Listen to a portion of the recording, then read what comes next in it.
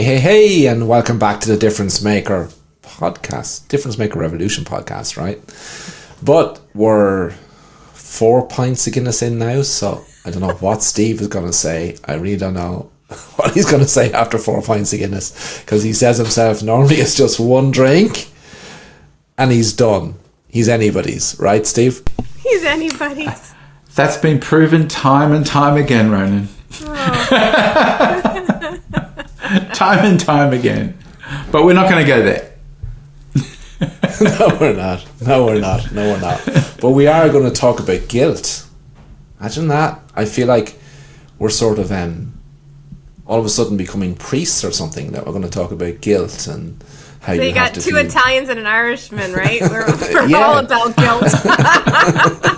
Our mothers raised us on guilt. They did. And we were younger. That's what, for me anyway, as a Catholic going to Mass at that time, that's what it was about, being guilty about everything. Feeling guilt. And fear. Let's not forget fear.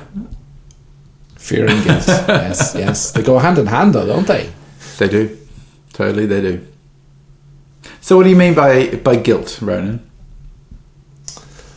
What do we need to feel guilty about when it comes to what we do for people? I think if we only need to feel guilty if we make that about us, Steve, in that if we're focused on our clients and we're focused on helping others, that there's no need to feel guilty. But once we attach our own personal ego to the outcome, well then that's where the guilt piece can come in, and the fear. Yeah, I agree. I think that a lot of people are scared of charging people. And when I think of charging people, for me it has almost like a pre-connotation of taking something away from somebody when we charge somebody.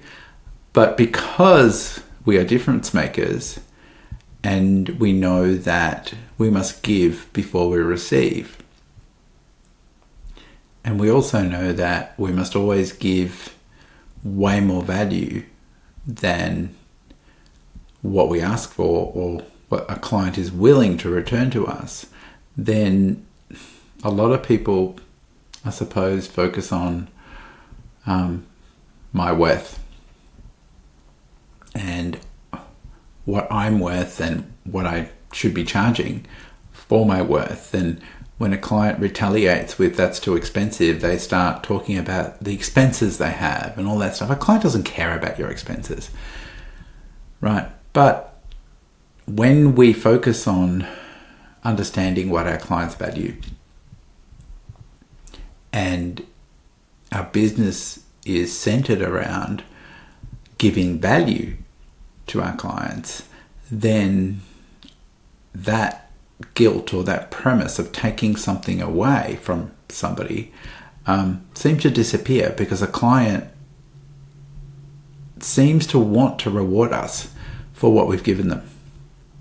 But I kind of feel like a lot of our industry is focused on what they're charging and almost wanting the client to commit up front before they've received anything. And so there's these contracts that they're given, and there's these conditions that they have to meet. And so to a client, it feels like they're about to be trapped into something, and then their guard is up already. Well, Steve, if a photographer's approach with me was sign this 20-page contract or even a 1-page contract, a contract of any kind, prior to going ahead with our photographic experience, I'd be going, I'm out of here. Seriously? Like I don't sign contracts without my lawyer looking at it. So like, why would you do that to somebody? I don't get it. Because there's a fear of those people not spending, and I think it's compensating for the reality that we're not really understanding what clients want, and so we want them to have a logical financial commitment. And we talked about this in the kitchen, that we both know quite a few people that send contracts to clients, and all that work they've done in generating leads and having let's call them phone calls, not discovery calls. and in some cases it's all automated, so there's not even a conversation. They're losing all those opportunities. But it's about, I've got lots of clients who are averaging $5,000-6,000, not euro, American dollars, which is close to the euro. If anybody's trying to do the translation, and they never send a contract out because they're focused on really understanding what a client wants, what a client values, and giving them that value. But it's that, I suppose, it's that safety net, it's that security, isn't it? Yeah, but is it security, Steve? Because like we've been doing some renovations, right? And the builder's coming in, and like we're spending a good bit of money with them, right? That you could argue is at a level where maybe there should be a contract, or there might be a contract, but there's no contract because they're confident they can come in and they can do the job and do it well, and we've trusted them that they can do the job well because they did a job for friends of ours who, you know, said, if you need that done, this is where we would go. So I don't understand why you want to do that. Like we're not, our clients aren't committing to a $1 million mortgage, you know, with a bank. Like it just does not make sense to me. It again comes down to that fear, doesn't it? And the focus of not really focusing on giving clients value and focusing on making that difference. And it feels like the closer we get to really helping somebody have a transformational experience, the less safety net we need. But if we're relying on the safety net, then are we really giving clients value and a great experience? Will we get a referral? If we send out 200 Christmas cards, how many of those gift certificates that might go out with the Christmas cards are handed on to somebody else for that referral? And you see it time and time again that the people that really connected with clients and really make a difference. It's funny, when I started in the UK, I just assumed that if we sent out Christmas cards with gift certificates that we would get great response because it's always worked for us. And what I learned is that it's not going to work until you've built that rapport and you've given that value. And you've given, the clients are excited about you, and you've got raving fans. So for a lot of the clients that I trained, year one was an expense because they got nothing back. But as they got into the training, as they got into giving more value, then that Christmas card promotion gained traction, and it got stronger and stronger every year because they got better and better and better at delivering value. And I feel like we need to focus on the value that we give, not how much we charge. So Steve, we see clients who start to train to be a difference maker, right? And start to make a difference to their clients. And then their clients start to reward themselves by spending money with those photographers, right? And yet sometimes we see the photographers nearly panicking about... They're not nearly panicking. I can't say that word on air. They're absolutely panicking. So why is that? Well, why is it that they've started this journey of becoming a difference maker, and they start to make a difference, and the clients start rewarding themselves and spending more with that photographer? What is it that then those photographers are getting panicked about it?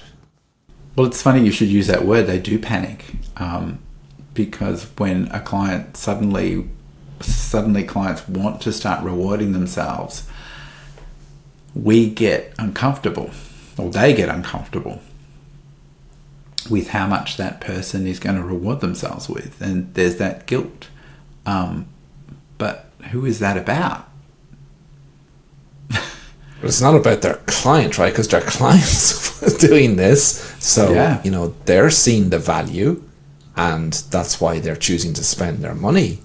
So but they're making themselves more important than the client, either restoring balance because they've been trading time for money for so long, or they're getting in the way of their clients wanting to, a father wanting to reward his child, wanting to celebrate that child, and finding ways that to cut down on how much that person is spending, because they think that most people want to spend the minimum they possibly can on each of their children. It's just not real or true. There will be those people that can't afford it, but for those people that want to celebrate and reward themselves, they shouldn't be spending up to our level of comfort. And one thing I teach is that you need to get comfortable with your discomfort. Because the moment you begin to feel uncomfortable, you know that a client is about to have a breakthrough. Whether that's on the phone, because we start getting uncomfortable when a client gets emotional. And so we pull back and we don't allow that person to have their experience. And it's the same when a client's buying from us.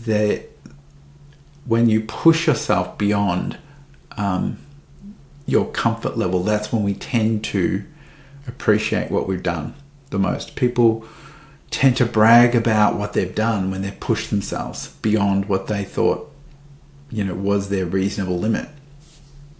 And we see it all the time. Those people that seem to have spent the most and pushed themselves, if it was, an $8,000 sale or a $10,000 sale from somebody that easily afforded it, they don't rave. They don't care. But that person that had to stretch themselves, they're the ones that refer you 6 or 7 of their friends. They're the ones that post about you. They're the ones that want to find a way that they can help you promote what you do through their inner circles. Maybe they want to set up an alliance with you. And so we have to get comfortable with our discomfort, because that's that piece of the puzzle that seems to put the focus back on us, rather than allow the client to have whatever experience or breakthrough that they're looking for with you. And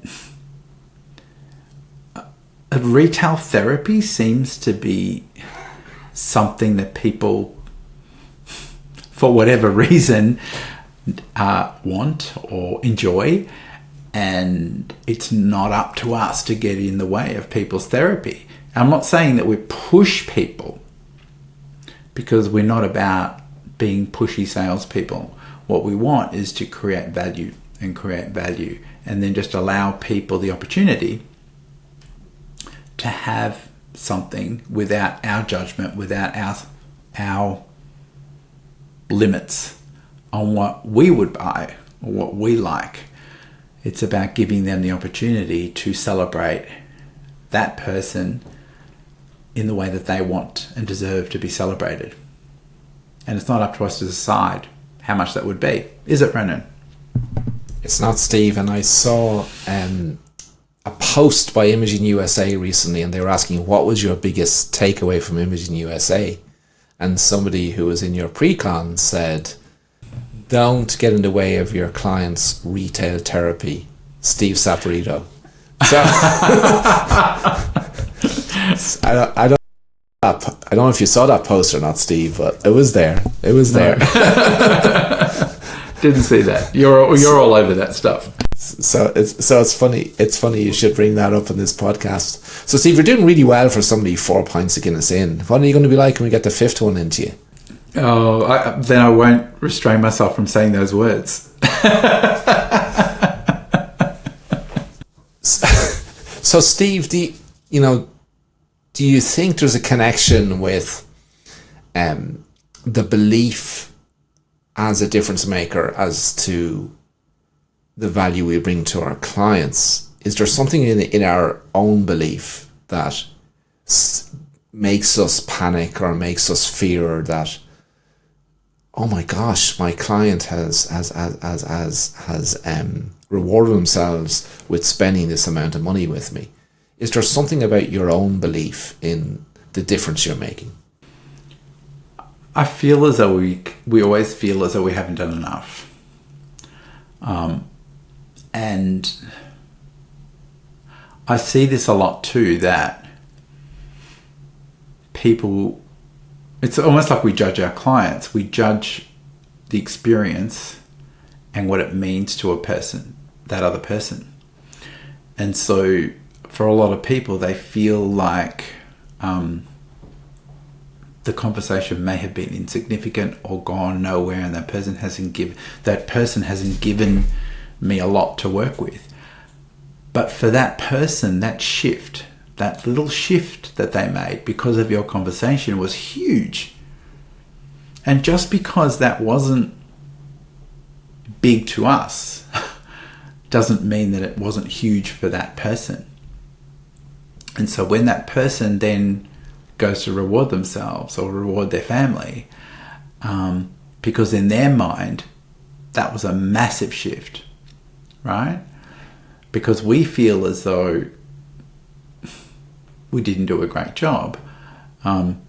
We feel guilty because we don't think we added value. But we have to have our receptors on to see, what was the client's interpretation of what happened, because that's all that matters. And for some people, a small shift is huge. Other people need a bigger shift in their beliefs. And so I think a lot of that's tied into,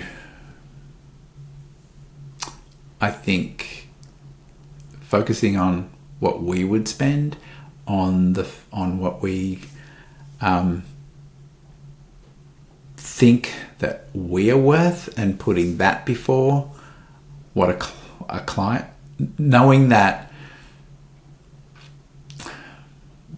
how can I put this? Almost every industry and almost every salesperson seems to put on their value, and they're spending on what they think the product is worth or what I am worth. And for photographers, it's a lot about, you hear it see it on the forums a lot, my worth. They don't understand my value. But the reality is that most people will only spend up to their value. And it's not that they don't value photography or that they don't value you. For most people, they don't value themselves enough to spend up that money on themselves. And that's why, as a difference maker, our focus must be helping somebody feel more valuable or see themselves as more valuable. And when we do that, then there shouldn't be any guilt.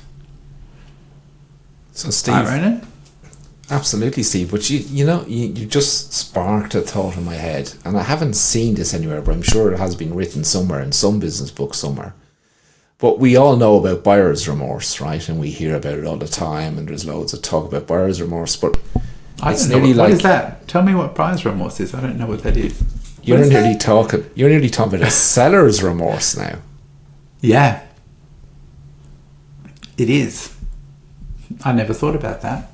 It is a seller's remorse, isn't it? In that we feel guilty and we're waiting for something to happen when a client has rewarded themselves, or we begin to show that remorse as clients are putting their work in their shopping cart, and we begin to show that remorse, and we know that a client borrows their confidence from us and borrows their energy from us. And so when the energy in the room shifts, they feel that and then we make them feel uncomfortable about rewarding themselves. And what happens is that then shifts whose experience this is. Yes, so when we become a difference maker and we don't make it about us, we won't suffer from seller's remorse. Or when we when we become a difference maker and we make it all about the client, then we won't suffer from remorse, because we don't talk about what we're not supposed to talk about. You can't not think about what you're not supposed to think about without thinking about it. So if you're thinking about not making it about us, all you're thinking about is not making it about us, right? Absolutely. You always reframe it the right way. So I'm still learning. And you're doing really well for 5 pints of Guinness in. Oh my gosh, you're still on point. You know, I've got a straw under this table here. I love it. Yeah, I know guilt is it's a terrible curse, but we don't have to suffer it, right? Well, Sunday's absolution day, isn't it? It is, and we were talking about that the other night too, wasn't it? About Christmas Eve and general absolution. So, are you going to give us all an absolution? Is that what you're going to do? I don't think I'm qualified to do that. So, no more seller's remorse. No more seller's remorse. I never thought of that. That is a very good concept. I didn't think about it, that the guilt is equivalent to seller's remorse as opposed to buyer's remorse. But that is a shift in experience from the client's experience to our own experience, and we're putting our feelings, our guilt before the client, and that's not what they commissioned us to do.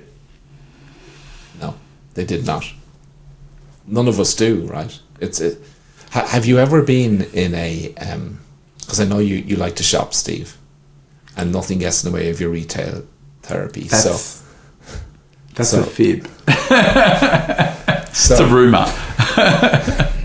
So when you go into a shop and somebody's just really clued in to delivering what you want, and so you're buying a suit or a new jacket, and then they say, oh, you need a shirt to go with that, and then you need a tie to go with the shirt, and you need a new pair of shoes to go with the trousers, and then you need a Mac jacket to go with the whole outfit.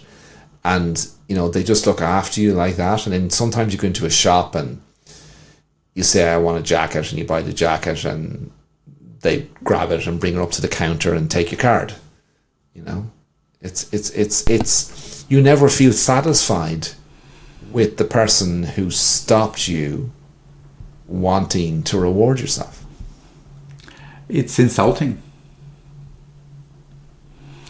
Where I used to go in pre-moving countries, when I used to go to my man, who would sell me clothes when I first went there. I walked in and I have a short amount of time because I'm flying in, flying out. I need to get clothes before I fly out next. So I don't have time to shop really. And so I go in and I, walk past his and I thought, oh God, he's got some great shirts, got some great jackets. So I went in, picked up a shirt, tried it on, loved it. I thought, great, this is awesome.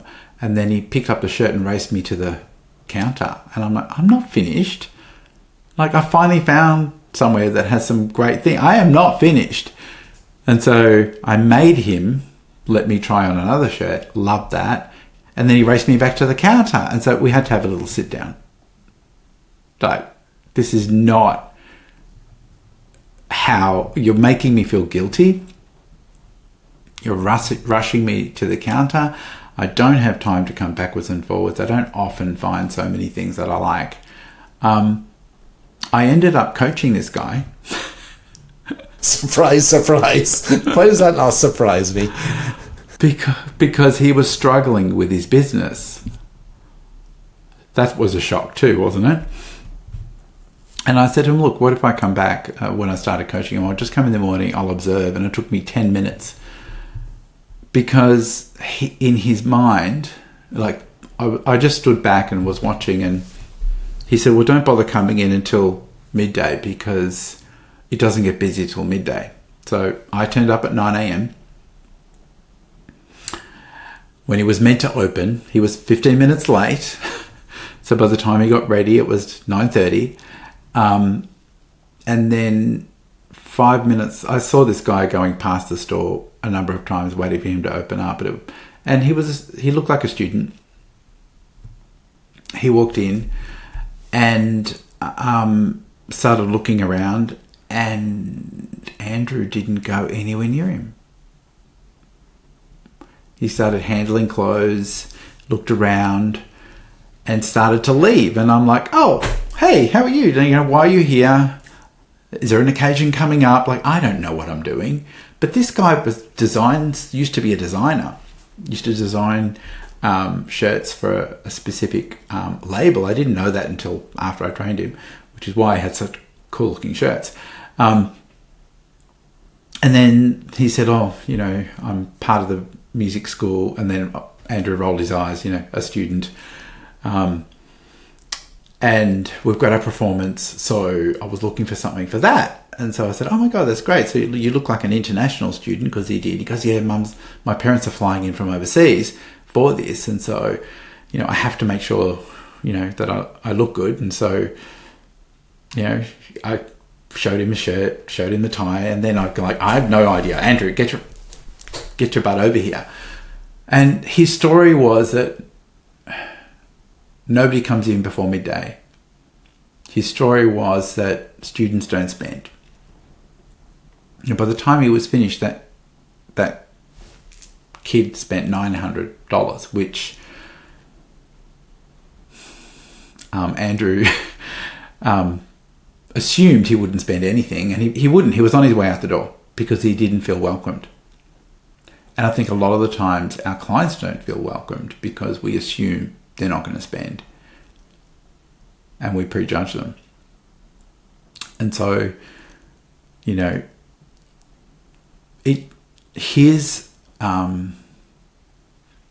everything about him when he was judging clients was very different to when he was welcoming clients. So where he stood in relation to the client, he was pretty much pushing them out the door.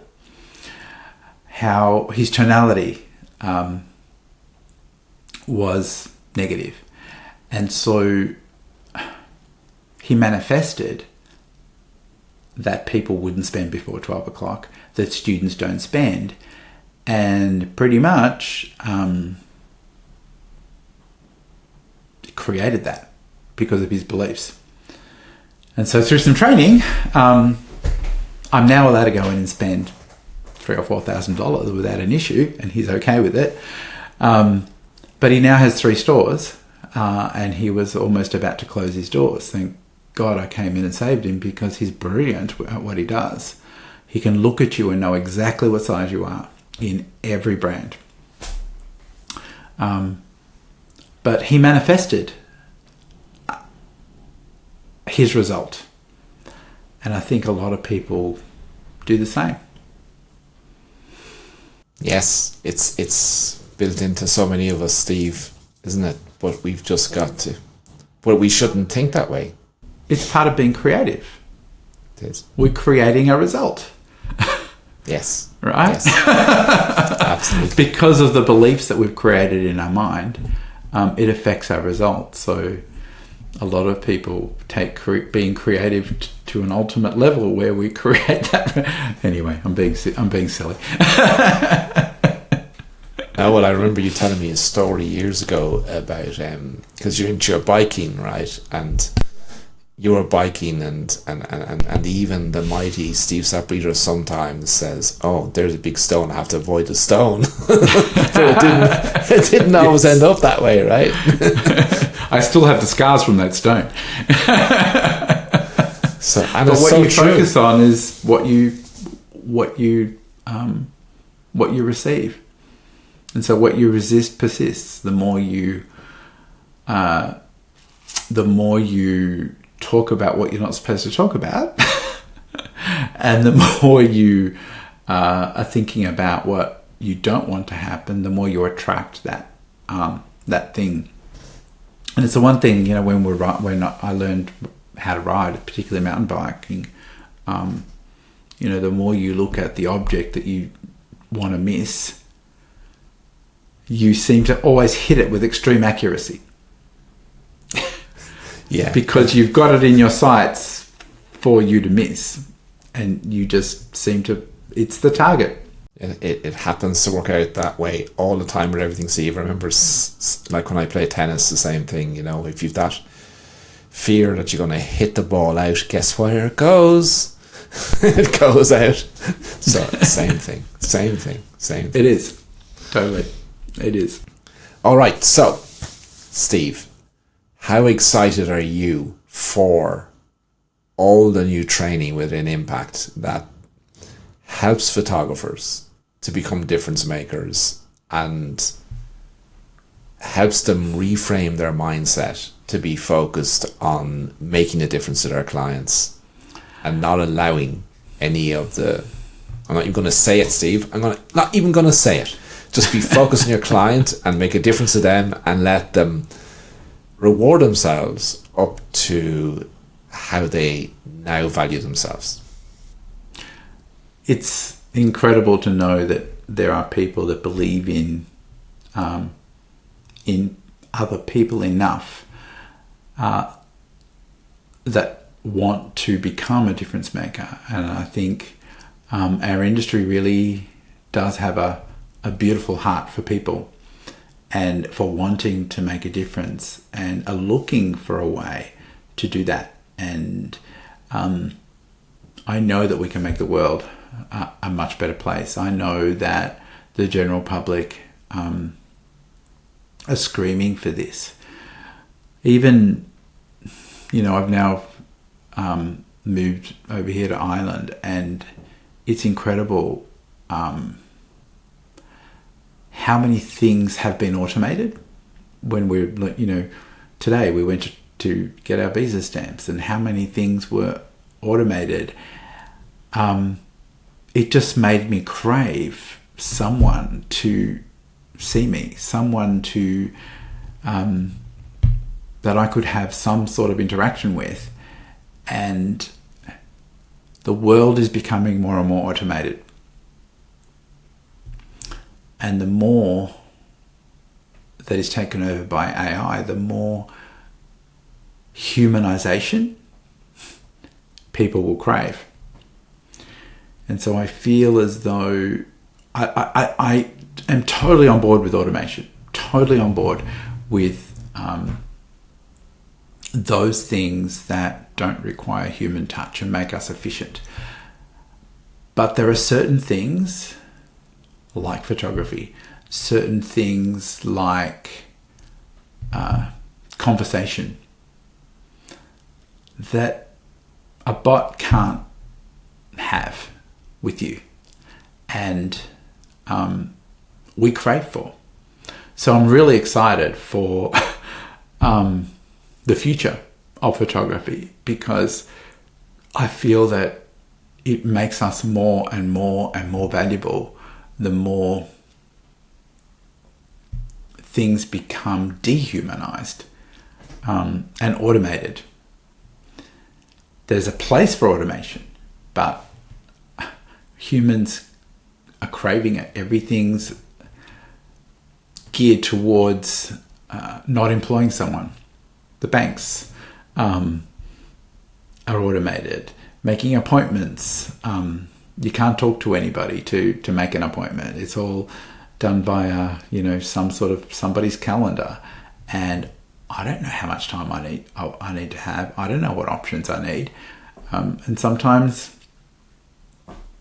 I think with photography, because what we do is so bespoke and so specialized that we can't have an standard